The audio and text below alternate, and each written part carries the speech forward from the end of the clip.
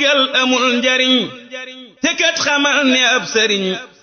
du bëgg nit ba fam njariñ jox ko te toppul ndigalam. mbokki jullit yi mbokki taalibe yi ndigal bàyyikoo ci sëriñ Cheikh Ismaïla Mbacke xalifab sëriñ Mamourum soxna Jaara Buso borom Cham ñëw ci sëriñ Bara Mbacke xalifab sëriñ Mor Soxna ak si nag ci sëriñ Abdoulahi Mbacke xalifab sëriñ Modou Assou Mbacke sëriñ Cerno Buso ci Mbusoobe ak sëriñ Bara Mbacke ca Cham sëriñ Bara Xureja ndigal loolu nag mbokk yi jëm ci mbéyum barabi Mbusoobe yi incha allah ci altine bii la sëriñ bi joxe ndigal looloo waral mbokk yi ñu sàkku ci mbokki jullit yi rawatina mbokki taalibe yi bu nu xëyee ci altine ji kon ñun ñëpp nañu maase dem ca barabi Mbusoobe bay ko ba mu set wecc ni nga xam ne noonu la ko sëriñ bi bëggee waaye itam mbokk yi noo ngi sàkku ci mbokki taalibe yi képp koo xam ne yaa ngi ñëw ci liggéey bu am solo boobule lépp loo xam ne jëm na ci jumtukaayu bay buub ak lépp lu mën a yëwéne liggéey bi na nga ko indaale ndax ñu mën a jëfee ndigal li kem ni nga xam ne noonu la ko sëriñ bi bëggee kon nag mbokk yi bis baa ngoog altine ji incha allah ndigal laa ngoog mbayum barabi Mbusoobe yi ñun ñëpp ñu maase wuyi ca liggéey ba te am yaakaar ne dees na ci daje ak ngërëmal borom ñeenti pay yi di sëriñ Mamourum soxna Jaara Buso